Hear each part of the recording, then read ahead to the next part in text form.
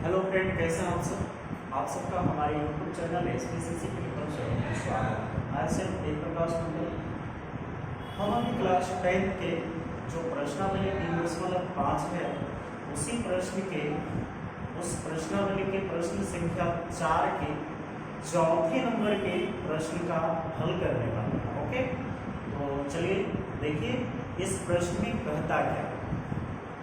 चौथे नंबर के प्रश्न में कहता है कि एक राजमार्ग पर दो स्थान ए और बी 100 किलोमीटर की दूरी पर है। एक कार ए से सूचित करते हैं और दूसरी कार को बी से सूचित किया जाता है। एक ही समय चलना शुरू करती है, मतलब दोनों एक ही समय स्टार्टिंग करते हैं।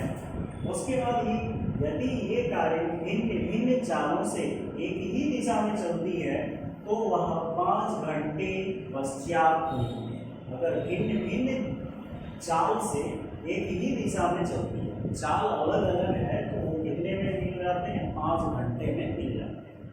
तो यदि वे विपरीत दिशा में चलते हैं, मतलब एक दूसरे के अपोजिट में चलते हैं, तो वह 1 घंटे में मिल जाते हैं। तो दोनों कारों की चाल ज्ञात यही है, तो दोनों कारों की चाल ज्ञात। तो इसमें क्या करना है, आप सबसे पहले 2 स्टेप दे रहा है, ए के लिए और बी के लिए। हमने अभी अभी बनाया, इसके पहले बनाए थे कि एक विद्यार्थी जो ए है वो 1000 रुपये व्यय करते, इसी टाइप का एक प्रश्न था। और इसमें क्या है ना, एक है अनुकूल दिशा में चलने वाला और एक है प्रतिकूल दिशा में चलने वाला, जो कि हम 3.6 एक्सरसाइज में यानी प्रश्नावली में हल करेंगे। तो इसमें कहता क्या है कि सबसे पहले हम एक राजमार्ग बना लेते हैं ना, तो समझ में आ जाएगी। हल करते हैं वही, जरा अच्छे से देखिएगा, ये समझ थोड़ा लगेगा आपको कि हाँ है। ए का हो गया यहाँ और ये बी, ठीक है ना। तो ये ए और बी है, तो यहाँ से अगर ये चलना शुरू करते हैं तो बी भी तो चलेगा ना। तो ए और बी इस जगह से लेके, मान लेते हैं कि यहाँ से लेके यहाँ तक कितनी दूरी है? 100 किलोमीटर की दूरी, ठीक है। अब 100 किलोमीटर की दूरी है, तो ये कहता है कि बी 100 किलोमीटर, ए और बी 100 किलोमीटर की दूरी पर है। एक कार ए से तथा दूसरी कार यहाँ से एक कार चलना प्रारंभ करती है।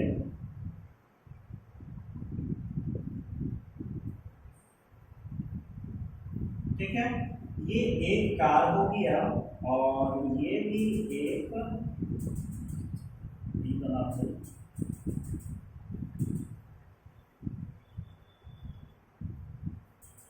हो गया, ठीक है। तो ये दोनों प्रारंभ करते हैं चलना, तो कितने के? 100 किलोमीटर की दूरी पर है। एक कार ए से तथा दूसरी कार बी से एक ही समय पर चलना शुरू करते हैं। तो एक कार ए वाले को क्या मानना है? x, ठीक है ना। तो ए वाले को x किलोमीटर प्रति घंटा, तो ए वाले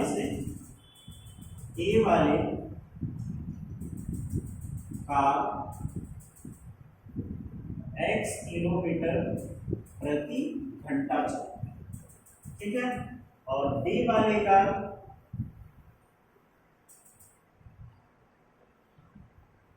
y किलोमीटर प्रति घंटा चलते हैं।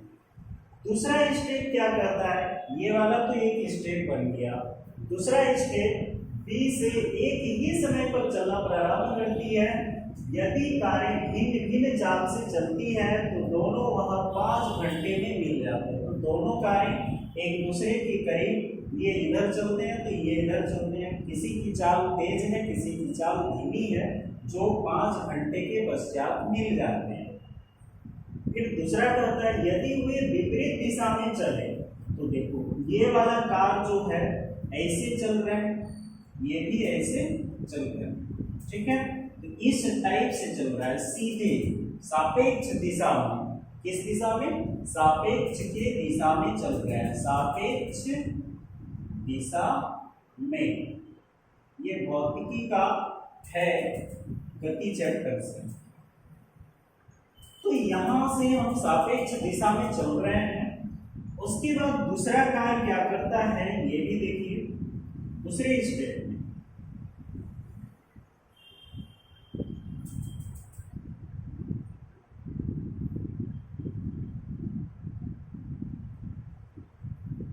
एक कार बना दिए, दूसरे कार बना दिया। चलिए अब इसको हम बना के क्या करने वाले हैं, तो ये भी उसी टाइप से है, x किलोमीटर प्रति घंटा। ए वाले का x किलोमीटर है तो बी वाले y है, ये तो चलेगा जनरली। लेकिन ये करता है यदि वे विपरीत दिशा में चलती है तो 1 घंटे के पश्चात मिल जाते हैं। कितने में? 1 घंटे के बाद मिल जाते हैं।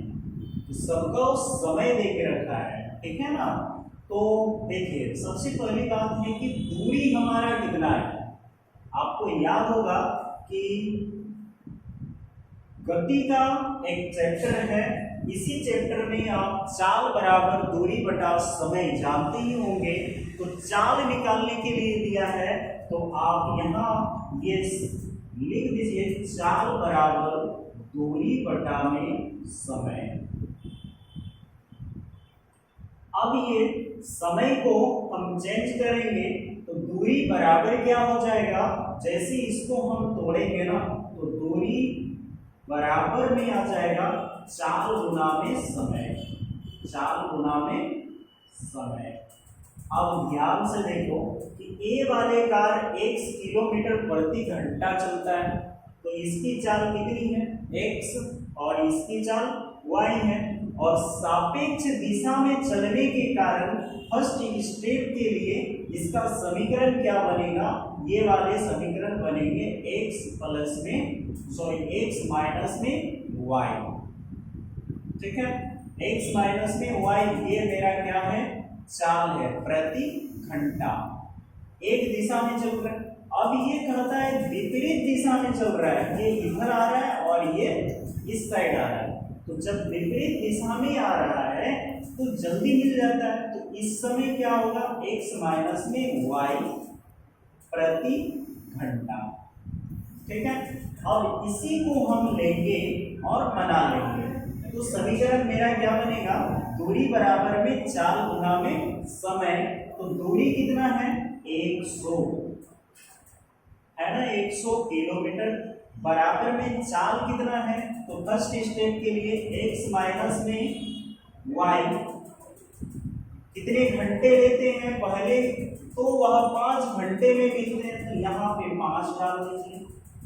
ठीक है, अब जब हम 5 डाल दिए तो इसको क्या कैसे तोड़ना, तो 100 बराबर में x माइनस y, ये 5 को आप यहाँ ला दीजिए।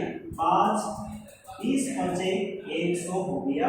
अब यहाँ हमारा एक स्टेप में समीकरण बन गया पहले स्टेप का कि 20 बराबर x माइनस में y, इसलिए x माइनस y बराबर में 20 समीकरण 1 बन गया। ओके, अब हम दूसरा समीकरण निकालेंगे। सॉरी, यहाँ पे x प्लस होगा भाई, अपोजिट है। तो ये समीकरण निकलेगा, इसका समीकरण कैसे निकलेगा, थोड़ा गौर से देखिएगा। इसका भी समीकरण हमको निकालना है। तो सेम ऐसे ही निकालना है, चाल बराबर दूरी बटा समय, यानी दूरी बराबर चाल गुना में समय। ओके, अब यहाँ चाल हमारे पास क्या बन गया, x प्लस में y। ये गुना करेगा किसके साथ, 1 के साथ। 1 घंटे में मिल जाते हैं, वहां लिखा है ना कोने में, देखो भाई गौर से, 1 घंटे में मिल जाते हैं। तो 1 घंटे के बाद मिल जाते हैं। 1 घंटे के बाद कितने दूरी में, 100 किलोमीटर की दूरी में। अब ये x प्लस में y बराबर में 100 हो गया। ये मेरा समीकरण 2 बन गया। ठीक, अब आपको जिस भी मेथड से बनाना है आप बना सकते हैं। x है, यहाँ भी x है, आप आसानी से बना लीजिए विलोपन के मेथड से। तो विलोपन के मेथड में लगाएंगे तो समीकरण 1 क्या है मेरा, x माइनस में y बराबर में 20 और दूसरा है x प्लस में y बराबर में 100। ये दोनों को क्या करना, घटा देना है। तो घटाएंगे जैसे ना, तो x क्या हो जाएगा, बढ़ जाएगा। अब y में जो है माइनस प्लस में माइनस और माइनस माइनस माइनस प्लस, तो यहाँ पे माइनस में 2y हो जाएगा 100 और ये क्या हो जाएगा, जुड़ जाएगा। तो भाई जुड़ने के क्रम में कितना हो जाएगा हमारे पास, 100 का 120 हो जाएगा। ओके, अब ये जब 120 हो गया तो माइनस में 120, अब यहाँ y का मान हमारे पास कितना आ जाएगा, सॉरी आप ऐसा कीजिए y को हटा दीजिए, x को ले लीजिए, गलत हो गया भाई थोड़ा सा। x माइनस में y बराबर में 20 और x प्लस में y बराबर में 100, इसको घटा रहे हैं, साइन चेंज कर दिए। तो जब हम प्लस करते हैं, जोड़ते हैं, तो समीकरण 1 और 2 को जोड़ दीजिए, तो ये जोड़ और ये भी जोड़, तो 120 हो गया बराबर में प्लस माइनस पे माइनस, खत्म। ये हो जाएगा 2x, तो अब 2x बराबर में 120, अब x बराबर 120 बटा में 2, 60 में 60 दूनी 120, x बराबर 60, x यानी चाल कितना आया, 60 किलोमीटर प्रति घंटा, इसका x किलोमीटर प्रति घंटा जिसका है उसका। अब हमारे पास एक आर के लिए, अब फिर x का मान समीकरण 1 में रखने पर, तो समीकरण 1 क्या है हमारे पास, x माइनस में y बराबर में 20, तो x का मान है हमारे पास कितना, 60 है ना। उसके बाद माइनस है y बराबर में इस साइड में है 20, ठीक है। तो माइनस y को इस साइड ला लीजिए बराबर में, और यहाँ 20 है तो ये 60 इस साइड आ गया, तो माइनस y बराबर में माइनस का 40, माइनस और माइनस को काट दीजिए, तो आपका क्या आ जाएगा, y बराबर में 40, ठीक है। हमारे जो इसके पहले जो एक वीडियो थी जिसमें हमने y का वैल्यू 5 निकाला था, उसमें हम ये माइनस को शो नहीं किए हैं, तो कृपया आप लोग उसमें ये माइनस को शो कर लीजिएगा, ठीक है। उस वीडियो का लिंक इसके डिस्क्रिप्शन में दिया हुआ है, आप जाके देख सकते हैं। ओके, तो इस माइनस को शो कीजिएगा और 45 को इस जगह पे सेट कीजिएगा और 40 को इस जगह पे सेट कीजिएगा, आपका सुटेबल हो जाएगा अगर आपको माइनस में चाहिए तो, ठीक है। तो ये था आपका चाल, एक चाल है 60 किलोमीटर प्रति घंटा के स्पीड से चल रहे हैं और एक है 40 किलोमीटर प्रति घंटा के स्पीड से। ओके, तब ये 5 घंटे के पश्चात मिल जा रहे हैं और 1 घंटे के पश्चात मिल जा रहे हैं, ठीक है। तो इसको कॉपी कीजिए, इसके बाद पुनः एक और समस्या बचा हुआ है उसको भी हल कर लेंगे।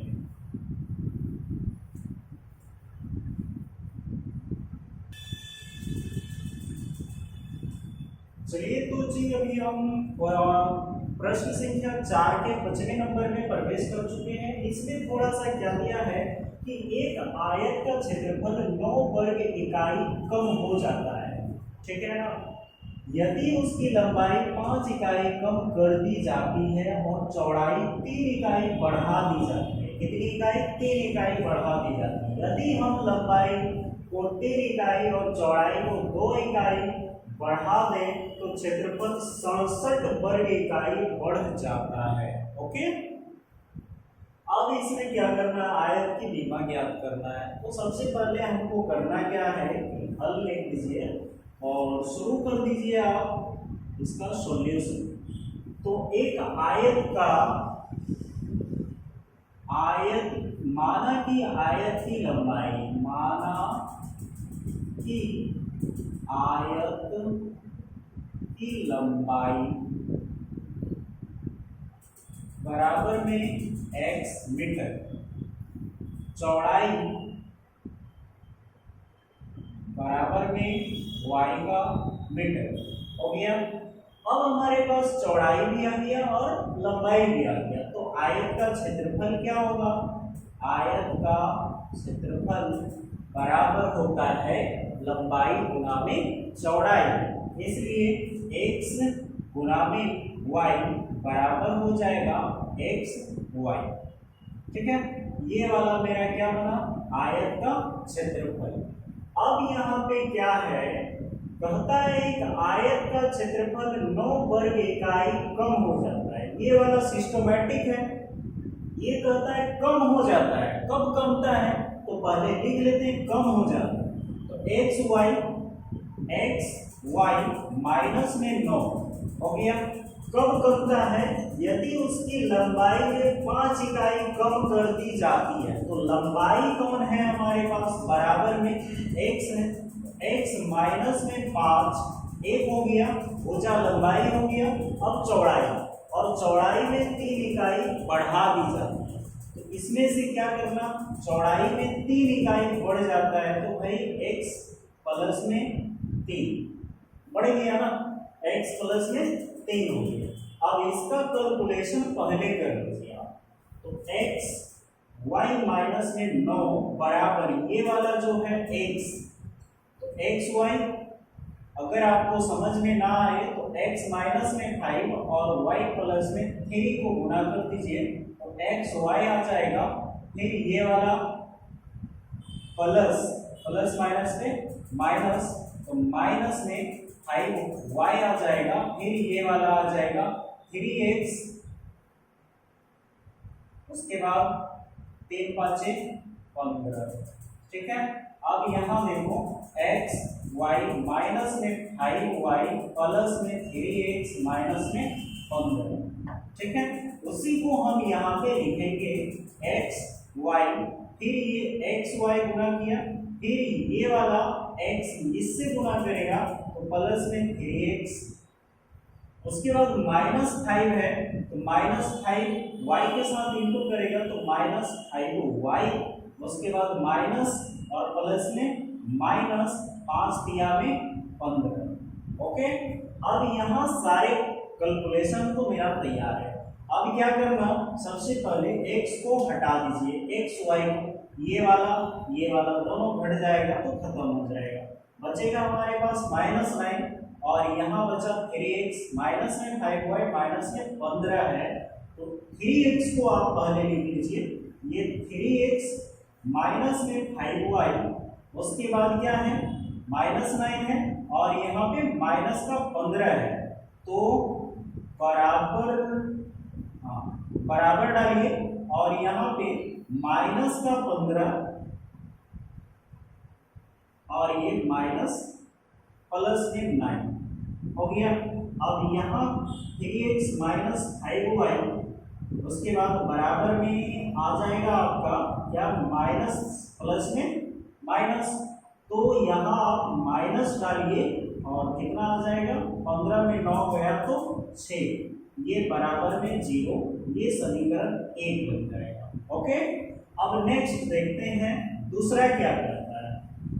अब ये कहता है यदि हम लंबाई को 3 इकाई बढ़ा दें, अब कहता है लंबाई में 3 इकाई बढ़ा दीजिए, तो x प्लस में 3 इस बार, फिर चौड़ाई में क्या करता है, और चौड़ाई को 2 इकाई बढ़ा दें, इस बार प्लस में ही y प्लस में 2 बराबर में क्या कहता है, तो क्षेत्रफल 67 वर्ग इकाई बढ़ जाता है, इस बार प्लस में ही आएगा, x y प्लस में 67। अब ये दोनों सेम इसी मेथड से इंटू करेंगे तो क्या हो जाएगा, एक्स वाई प्लस 2x, फिर 3 प्लस में 3y और प्लस में 6, इधर है एक्स वाई प्लस में 60 का 7। अब देखो यहाँ पे एक्स वाई कट रहा है, कट जाएगा। अब ये प्लस है तो उस साइड जाके क्या करेगा, माइनस कर लेगा। अब ये वाले को क्लियर लिख लीजिए पहले।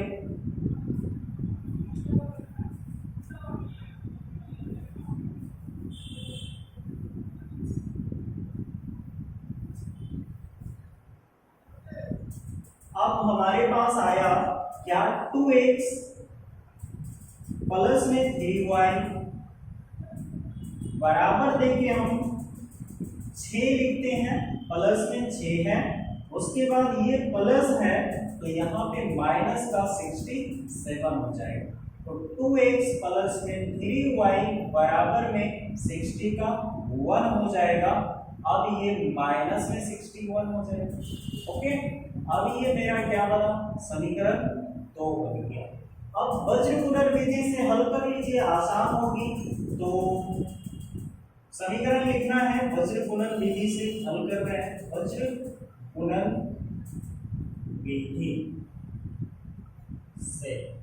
ऐसे भी हम इसको जो है ना, यहाँ समीकरण है 5 और यहाँ 3, यहाँ 3 है, यहाँ 2 है। तो इक्वेशन नंबर ए अगर विलोपन से करें तो इक्वेशन 1 को 2 से गुणा करने पर और इक्वेशन 2 को 3 से गुणा करने पर तब मिलेगा। ठीक है, तो लंबा हो जाएगा थोड़ा, तो इसी से बना लेते हैं। तो समीकरण 1 है मेरे पास 3x माइनस में 5y माइनस में 6 बराबर में 0, ये समीकरण 1 है। फिर दूसरा है 2x प्लस में 3y माइनस में 61 बराबर में 0, ये समीकरण 2। हम x बटा में बराबर y माइनस का बटा में बराबर 1 बटा में लिखते हैं।